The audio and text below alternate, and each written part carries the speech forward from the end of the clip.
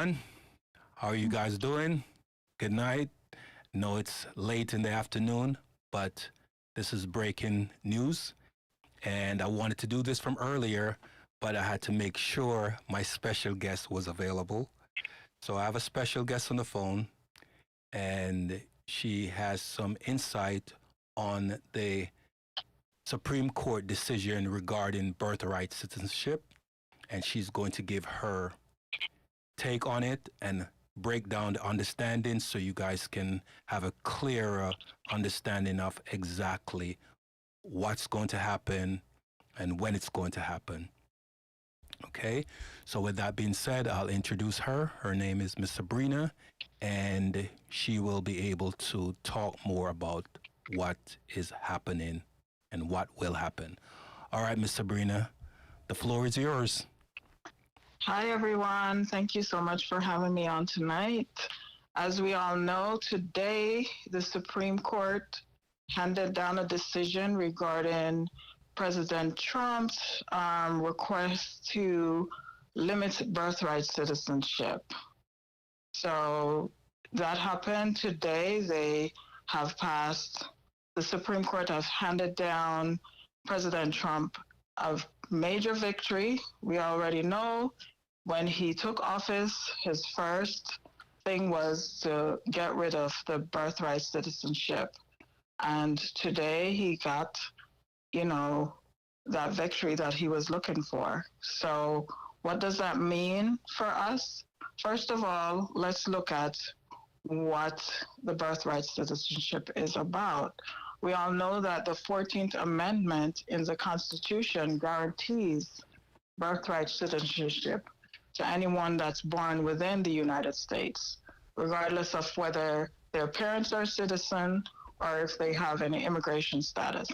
As long as you're born on the soil of the United States, you're considered an American citizen. So the 14th Amendment gives us that right. Now, go ahead. Go ahead. Continue. So our president would like to, he has sought to limit the birthright citizenship. And today, with the conservative justices, with the court, a 6-3 ruling has given him the go-ahead to do that. And so for the states that have not challenged the laws, they can go ahead and implement this rule. Let me ask a question before you continue. When you say the states that have not challenged the law, they can go ahead and implement that rule. Before you continue with your next statement, can you give a little bit more insight on that part, just to clarify? Okay.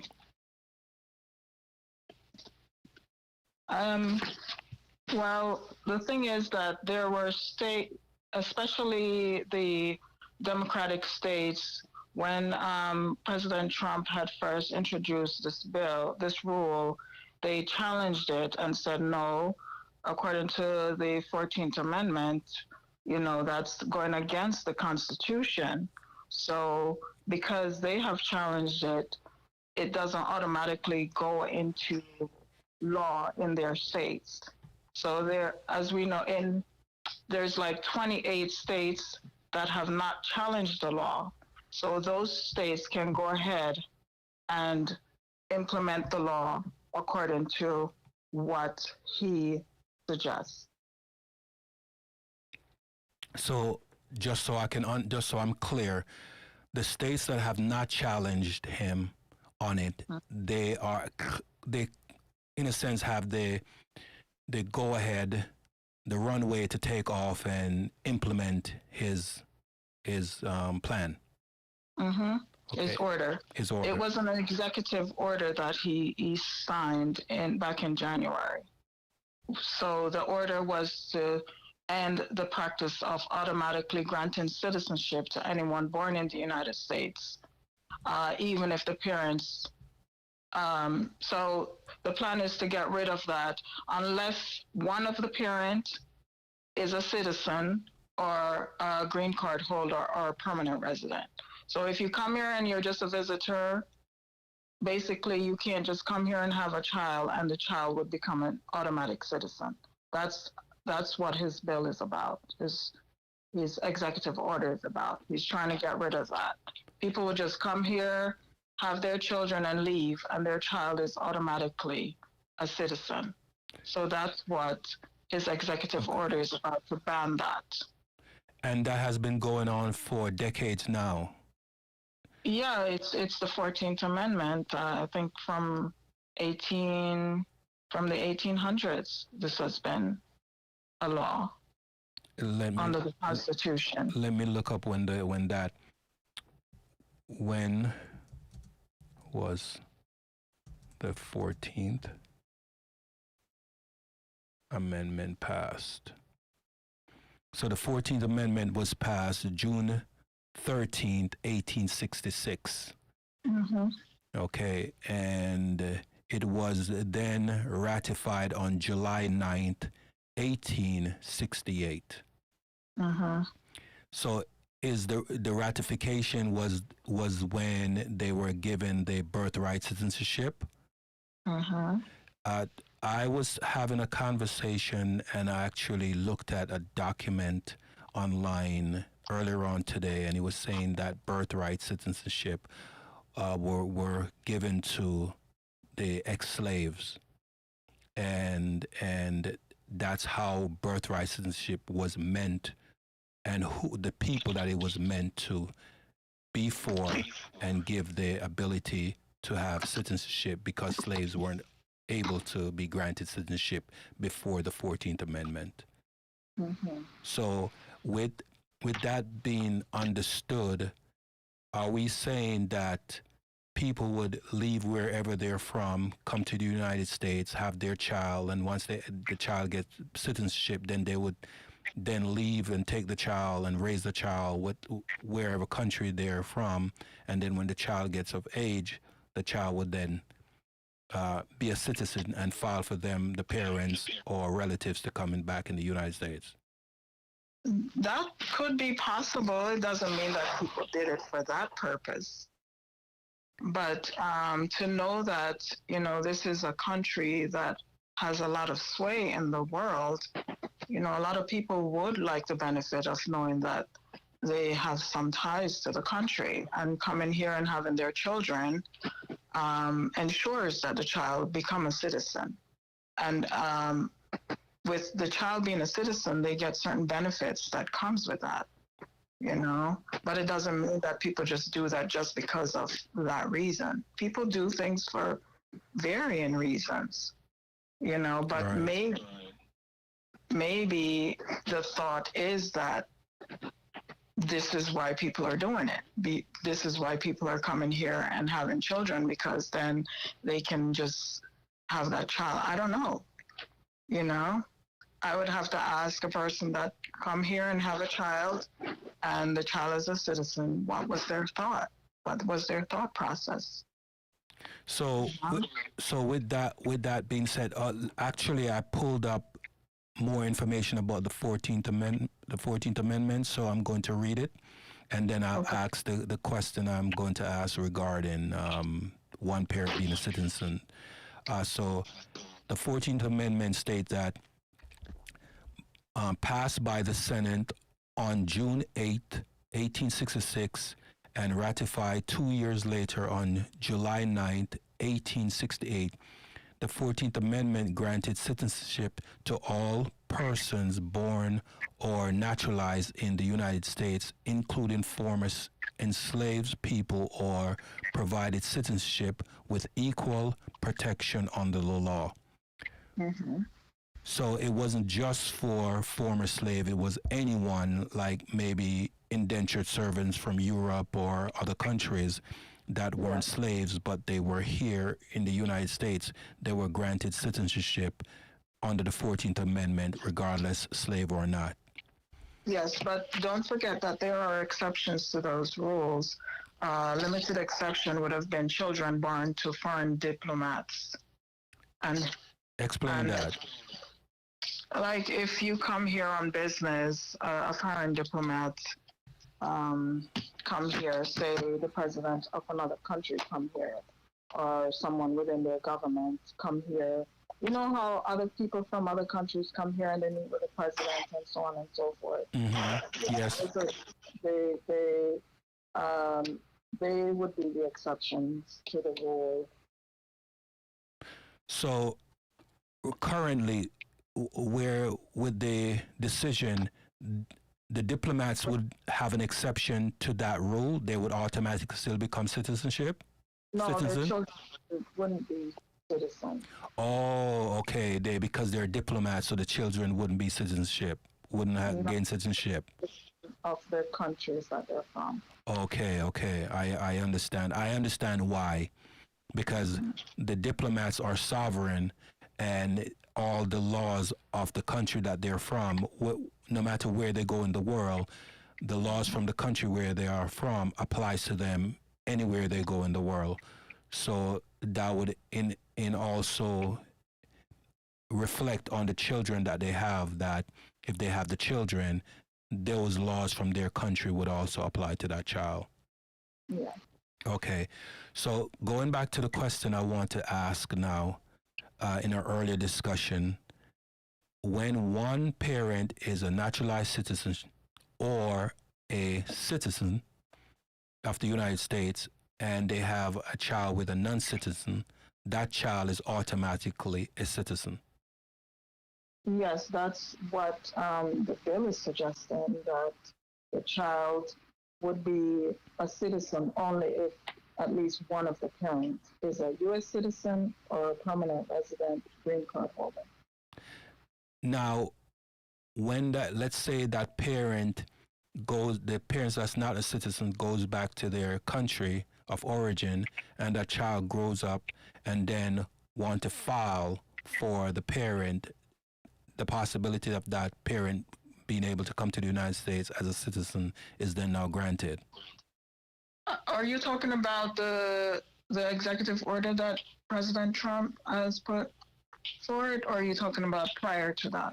I'm trying to correlate both, because prior to, I understand, because I know people that the child is a citizen and was able to file for their parents and bring their parents to the United States. Yes, as long as the child is a U.S. citizen, well, when they become adults, of course, they can file for their non-citizen parent. That's true. Okay, so with the new executive order, that would still be in place, essentially, because that would just make logical sense to me. If the parents goes back to where they're from and they didn't get in any trouble or did anything wrong in the United States, where the United States said, no, you can't come back, the child will be able to file for them. Yes, I'm assuming that would be the case unless they make further revision to the laws to prevent that. But as of today, yeah, that's still the case. Okay, knowing this and understanding this, like I know I know a couple of people that they got married. They went to the islands, got married to the person that they were in a relationship, long distance relationship with, and then came back to the United States and immediately filed for that person. And it took like maybe about 18 months for them to be able to get approved and come to the United States. Okay. So if the parent did not, like let's say they coupled or they just had a fling and the woman gets pregnant and have the child here, and the father is the one that is a citizen, and then the mother goes back, can the father file for the mother, or the child has to wait, or the mother has to wait until the child grows up to file for her? Well, wait a minute. If they are not married, the father would not be able to file for the mother. Yeah, I understand. That's why I asked the question. If the father decide to marry the mother, can yes, as long as the father is a citizen, he can file for his wife to become a permanent resident. But does she have to go back to her place of origin before or during the filing process, or she'll be able to stay in the state? It depends. If she's here and she has an active visa, her Mm-hmm. visa is not expired or isn't up or anything, they can do a change of status and stay and file for her residency here in the country. That is an option on the application. How does the change of status work in terms of that parent that is here Well, on a once visa? the person, as long as they have their marriage is legitimate, and they, as you said, one of the provision is they can prove their relationship. That person, their visa is active when they come here. The American citizen father can go ahead and file the I-130 Mm-hmm. as well as change of status. Okay, okay. They file those papers together or separate, but the I-130 has to be filed, and you say it on that paper that the person is going to be doing their application here in the States. Then they will send that paper in along with a change of status. Immigration offices will look at all the paperwork that was sent in to determine whether they qualify. They will be called for an interview. And once they go through the interview process and they have proved their case, then that person would be granted uh, residency. Okay. With that being said, I have an important question to ask based on the ICE raids that's been happening and people have been going to their appointments and ICE has just been snatching them up and taking them away even if they have a green card. Why is that happening if they have a legal status of a green card? Do you have any insight on that? As far as I know, I mean, it's if it's something that they're allowed to do, I guess they're gonna just go ahead as long as the person doesn't have any, um, what would you say? Nothing. If the person has a green card, Mm-hmm. I don't know why they would just snatch them up without due process. I They mean, are doing the that though. person cannot present their paperwork, so that's why they're suggesting that you have to walk with your legal paperwork to prove that you're here legally, because they're just trying to find those that are not illegal. I mean, those that are illegal to send them to wherever. So you have to make sure you walk with your paperwork, your green card, um, and to prove your status while you're out there, because the immigration field it's changing, and the new president wants to make sure that you know, he wants to keep his promise. He promised that he's going to change the immigration the way how things are going. He's changing that. So, you have to do your due diligence, make sure you file your correct paperwork, make sure you have your paperwork, make sure you don't have any criminal crimes against your name, because if they run you and you have crimes, it can cause a problem for your status. You know, they've deputized the police force to implement whatever rules are out there regarding the ICE and what their requirements are, why they're snatching people up. Mm-hmm. I don't know. You just have to be careful. You just have to make sure you follow the rules. You just have to make sure you have all your paperwork with you, your green card, if you're not a citizen, to prove that you are who you are, and tread carefully. Okay, when you say that uh, any trouble or anything like that, are you talking about is it any kind of issues with the law, or is it mainly felonies? I think it's mainly felonies. Okay, I had a conversation with my brother today, and he called me and he was like, "Hey," he was shocked because he said that a Nigerian was in the United States since he was 2 years old. He's a double Mm-hmm. amputee now, and he Mm-hmm. had gotten in some trouble, and Mm-hmm. they went and picked him up today. And he's been in here since he's 2 years old, and I think he's now in his 40s or something like that. Uh, so But he had done some the thing time is, in. Go we ahead. don't know. We don't know. I mean, we might hear stories about people, but we don't know the full background That's of true. everything. You know, yeah, he might be here since he was 2, but we don't know. Was he a citizen? Was he here illegal? Did he have a status? You know, they wouldn't just pick him up for no reason. There has to be a reason behind it. I'm not justifying anything, but I'm just saying that there's a lot of stories out there, and we don't know the full background behind it. You know, and this is ways of spreading fear. You got to just know for a fact what is really going on to understand. And if this person is of legal status, you know, they have the right to an attorney, you know, to help them sort everything out. So you can't just get snatched up and just thrown out for no reason. There has to be reasons why these things are happening. So that's why I'm saying people have to get their paperwork in order, get your stuff in order. Those of those people that are out there that have been sitting for a while and they haven't done anything with their immigration status, they thought everything was all good. It's not like that anymore. Things have changed. The immigration field has changed. This is what people voted for. That's why this president is there, and he is implementing what they asked for. They're getting what they asked for. So, you know, you can't run around in fear at this moment. You just have to get your things in order, make sure you have everything you need. And if you are legal and anything illegal is done against you, you have the right to an attorney to help you sort everything out and to get things back in order as it should be. Okay, okay. Uh, I, is there any particular additional information that you may want to add?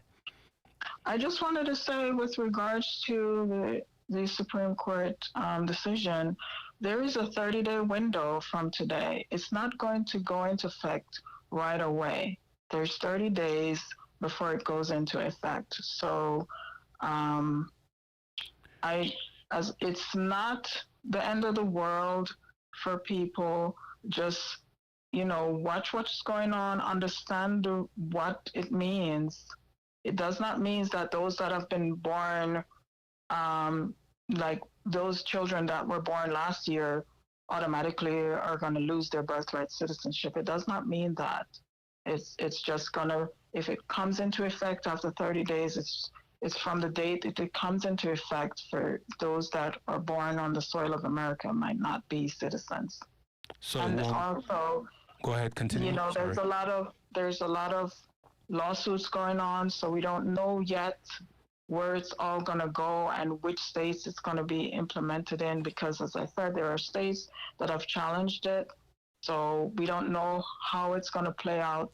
With some states haven't challenged it and some have. So we're just going to have to wait and see how it all plays out. But don't run around and panic, please, people. It doesn't mean that, oh my God, I'm no longer a citizen because my parents weren't citizen. It doesn't mean that.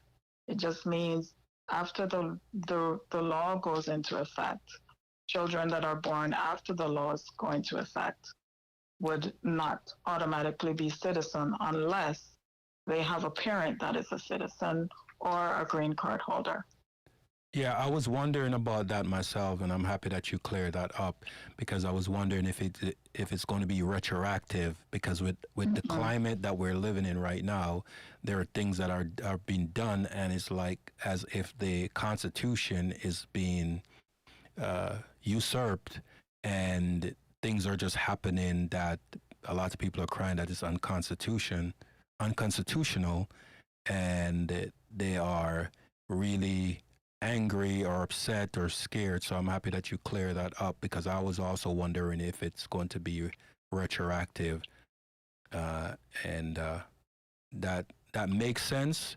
But let's see how they play their hand after the 30 days, if they're going to try to push now and go back to court and say, no, we're going to make it retroactive, because that's a concern, right? Well, we're going to have to see. Usually they don't do that. but we will see what happens. You never say never, right? Right, because we're living in an But unusual climate right now. yeah, things are so changing so rapidly. It's crazy, you know. Mm-hmm. But just don't panic. Just understand what your rights are. You know, now's the time to educate yourself. Stop sitting back and just listening to news and social media and running around with every story you hear.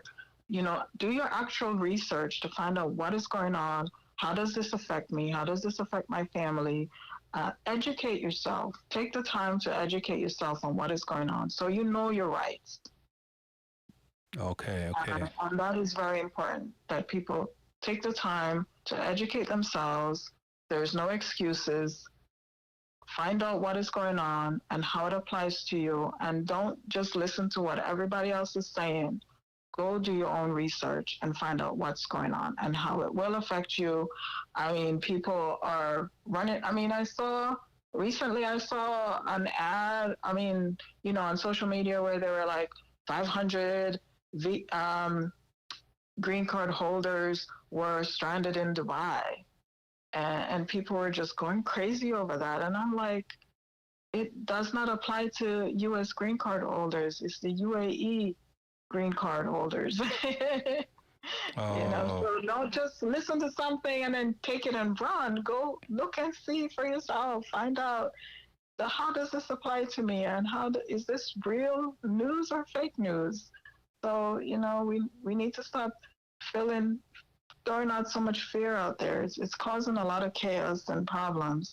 Just understand what is really going on and how it affects you. Make sure you get yourself in order. For those that have been green card holders for a long time, maybe take the time now to apply for your citizenship because we don't know what else is going to change.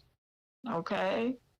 So please go out there, file for your citizenship, get it done before new laws are put in place. Those that have been here that doesn't have a status, try to get yourself in order. Stop taking the wait and see method. Just try to get things done. Reach out to an attorney, reach out to a specialist, find out what you can do to change your status and become, of legal status. Because as in Florida, they're changing the rules where if you don't have a status, you can be considered criminal. yeah. So you want to make sure you get yourself in order. Yeah. All right. Definitely. Do you want to leave any information that can be put in the description, or do you have a number information that can be? Well, if anyone can reach out to me, and if you have any questions regarding, if you're still a little bit confused or whatever, you can just off air. You can get my number. Mm-hmm. Check out SNH Global Pathways. They help people get their paperwork for citizenship and green card. If you have any questions, reach out off air, and you can get a number to reach me. And yeah, I look forward to talking to you. You say SNS Global Pathway? SNH Global Pathways. Oh, let me correct that. N. Okay. S is the letter N or the sign, the word? S is S. Mm-hmm. As in Sam. Mm-hmm. N as in Nancy. H as in Harry. Okay. SNH Global Pathway. Yes, Pathways. Okay. Is that a website or?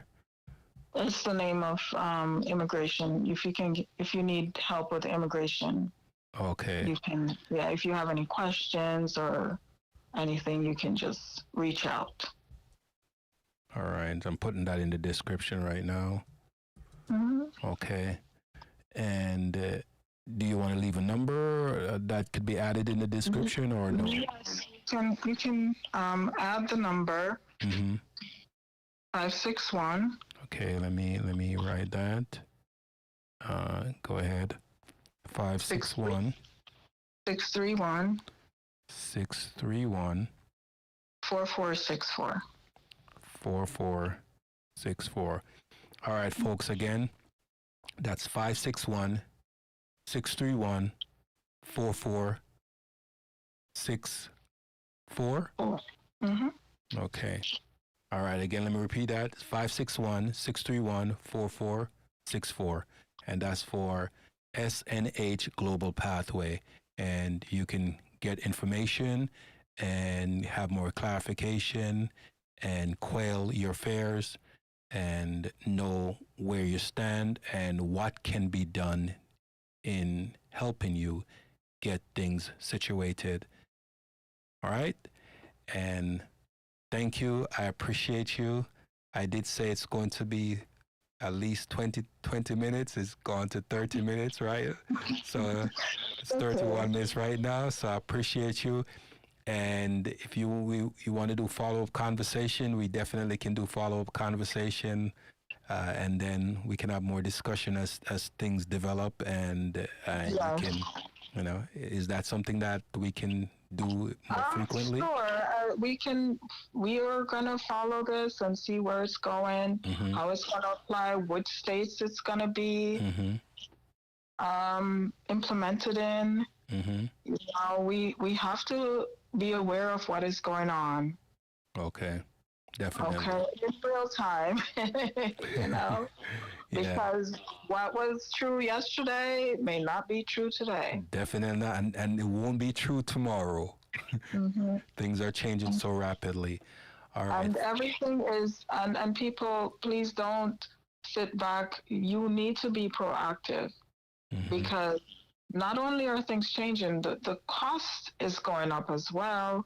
Recently, earlier in the year, last year, they changed the fees and there was a 26% increase. Whoa. So what does that mean in terms of dollar amount? Let's say, let me throw a figure out there. Let me throw a figure out there. $2,000. So with 26% on $2,000, we're talking like, how much would that be?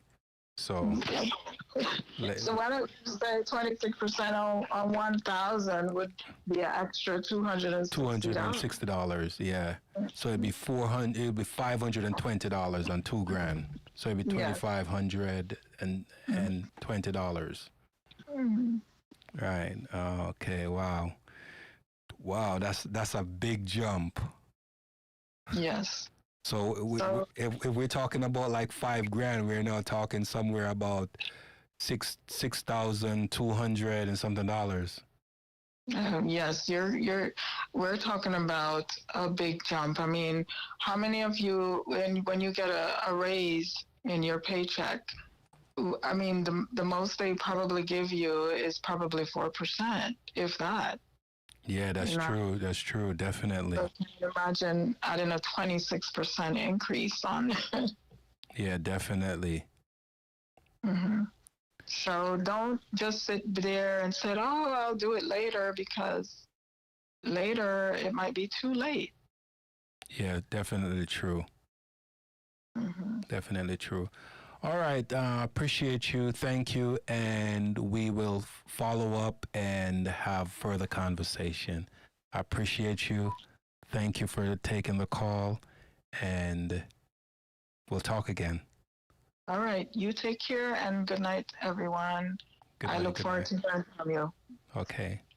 Bye-bye now. Bye. Bye.